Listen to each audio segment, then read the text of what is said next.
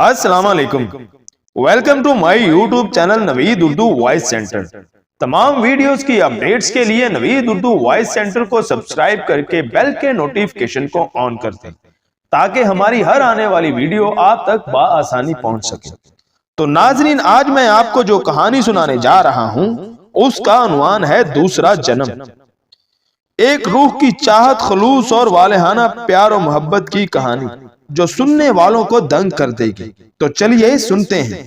दिल्ली की शांति देवी ने एक दावा किया और इस दावे ने साइंसदानों में खलबली मचा दी। दावा इस नौयत का था कि लोग चौंके बगैर ना रह सके। किसी हद तक यह मजहबी मामला भी था और हिंदू इस हवाले से क्रेडिट भी लेना चाहते थे।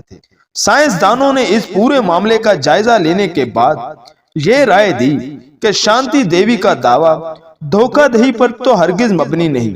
ताहम साइंसी अमूर के माहिरीन की हैसियत से वो इस मौजू पर पूरे यकीन और ठोस दलाइल के साथ कोई बात कहने की पोजीशन में नहीं। शांति देवी का दावा क्या था और वो क्या साबित करना चाहती थी, आइए जरा तफसील से इसका जायजा लेते हैं। ये किस्सा 1933 का है। दिल्ली के एक मतवस्त घराने में एक बच्ची पैदा हुई। बच्ची का नाम शांति देवी रखा गया। जब वो 4 साल की हुई तब वालिदैन को अंदाजा हुआ कि उनकी बेटी बहुत खामोश तबीयत की है। उसे तन्हाई में रहना ज्यादा अच्छा लगता है। वो किसी से ज्यादा बात नहीं करती थी और अपनी धुन में मगन रहती थी। उसकी उम्र की लड़कियां जब गुड़ियों से खेलती थीं, तब वो घर के किसी पुरसुकून कोने में बैठी अपने आप से बातें करती रहती थी। ये बात वालिदैन के लिए कुछ ज्यादा तशवीशनाक नहीं थी, क्योंकि बच्चों में इस किस्म की सरगर्मियां पाई जाती हैं और आम तौर पर अपने आप में गुम रहते हैं। मगर बड़बड़ाहट कैसे अंदाज से खुद कलामी करते करते कभी कभी ऐसा महसूस होता था जैसे वो किसी के मुकाबल बैठी है और उससे बातें कर रही है। घर वाले इसकी इस हरकत से बहुत परेशान रहा करते थे।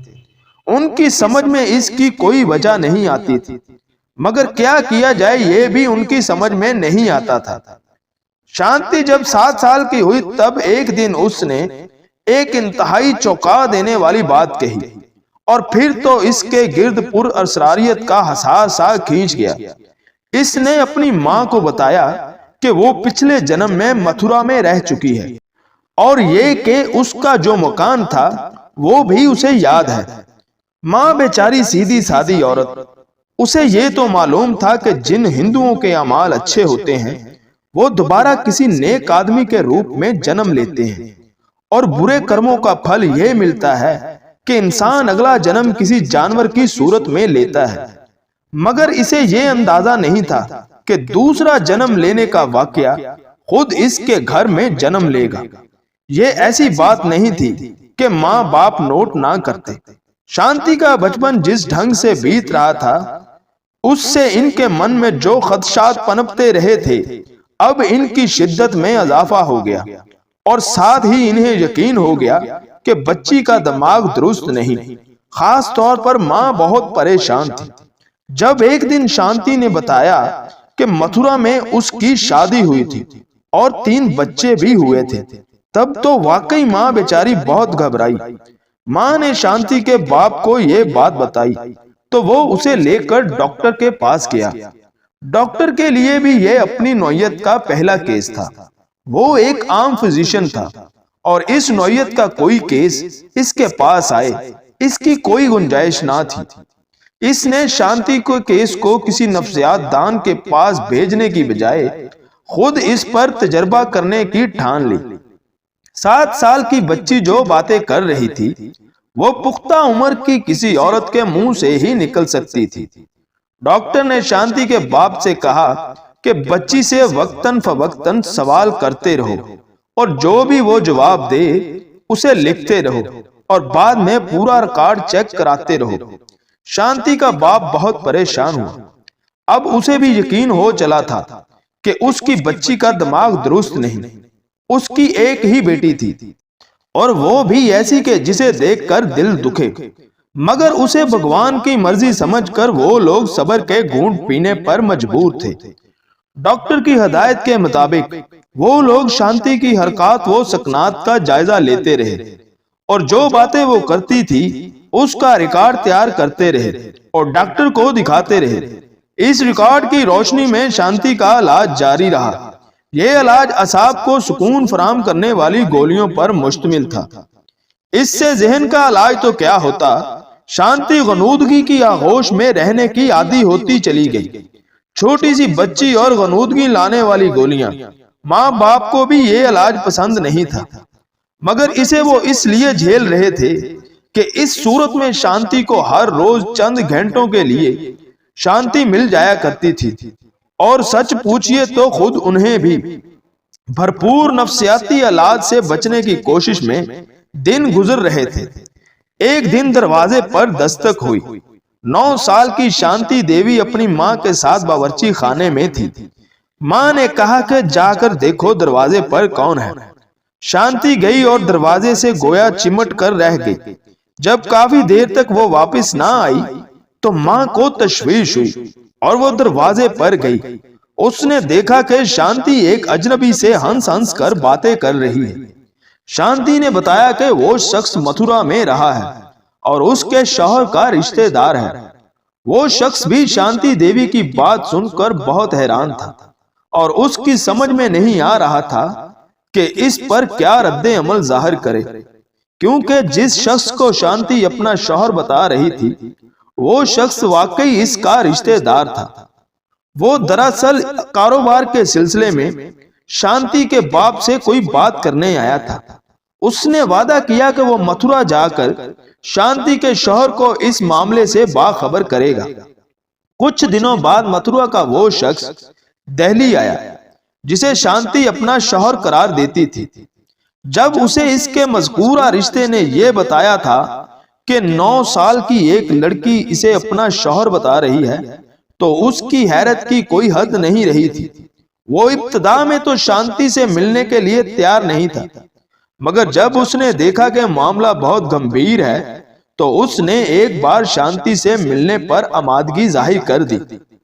اس کی بیوی کو مرے ٹھیک 9 سال بیت چکے تھے۔ وہ شخص شانتی کے والدین کو اپنی آمد کے بارے میں پہلے ہی بتا چکا تھا۔ وہ لوگ ذہنی طور پر اس منظر کے لیے تیار تھے۔ اسے دیکھتے ہی شانتی اس سے لپٹ گئی اور اس نے اپنی ماں کو بتایا کہ یہ شخص اس کا شوہر ہے۔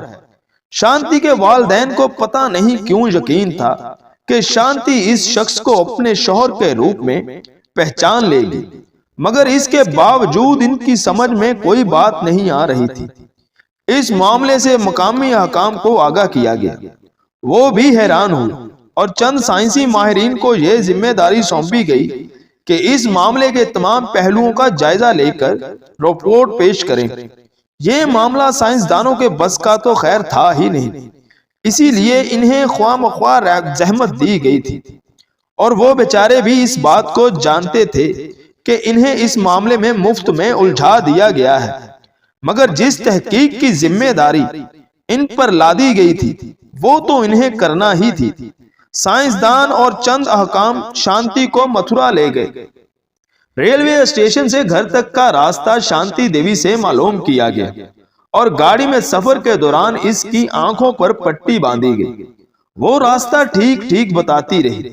جب گاڑی اس گلی میں داخل ہوئی جہاں شانتی کا مبینہ سسرال تھا، تب اس کی آنکھوں سے پٹی ہٹائی گئی اور اس نے ایک بوڑھے شخص کو اپنے سسر کے روپ میں شناخت کیا، اور وہ بوڑھا شخص واقعی لڑگی نام کی اس عورت کا سسر تھا جسے شانتی اپنا پچھلا جنم بتا رہی تھی۔ یہی نہیں بلکہ شانتی نے اپنے دونوں بیٹوں کو بھی پہچان لیا۔ تیسرے بیٹے کو البتہ وہ نہ پہچان سکی۔ پہچانتی بھی کیسے؟ اس تیسرے بچے کو تو اس نے دیکھا ہی نہیں تھا، کیونکہ اس کی پیدائش کے دوران ہی تو وہ چل بسی تھی۔ یہ سب کچھ بہت حیرت انگیز تھا اور بات پھیلی تو لوگ جوک در جوک اس مکان کی طرف آنے لگے جہاں شانتی اپنے سسرالیوں کے ساتھ موجود تھی۔ اس نے سب کو شناخت کر لیا تھا۔ یہ تو تھا ہی حیرت انگیز، مگر ایک بات جو بہت حیرت انگیز تھی، شانتی متھرا میں اپنے سسرالیوں سے مقامی بولی میں بات کر رہی تھی۔ जबकि इसके माँ बाप ने इसे कभी हिंदी के सिवा कोई जुबान नहीं सिखाई थी। शांति देवी के मामले का ज्यादा मुनज़्ज़म और मुदल्लल से जायजा लेने के लिए एक कमेटी कायम की गई और इसमें साइंसदानों और नफ्सियात के माहिरीन को शामिल किया गया। उन्होंने पूरे मामले का बगौर जायजा लिया। जब इसको अखबारात ने उछाला तो पूरी कौम इसमें दिलचस्पी लेने लगी। हिंदुओं में दोबारा जन्म लेने का अकीदा मौजूद है। कदामत परस्त हिंदू इस केस को कैश करना चाहते थे। उन्होंने अपनी रिपोर्ट में लिखा कि जो कुछ शांति देवी ने किया है उसकी साइंसी तौजीह तो मुमकिन नहीं है, मगर यह हकीकत है कि वो इस मामले में सच ही बोल रही है, किसी को धोखा नहीं दे रही। बाद में शांति देवी ने अपने आप को ज़हनी तौर पर तैयार किया और शादी करके नॉर्मल जिंदगी गुजारी। तो जी नाज़रीन, कैसी लगी आपको आज की ये कहानी? उम्मीद है आप सबको पसंद आई होगी। कमेंट सेक्शन में अपनी राय का इजहार जरूर कीजिएगा। Thanks for watching my channel Naveed Urdu voice centre.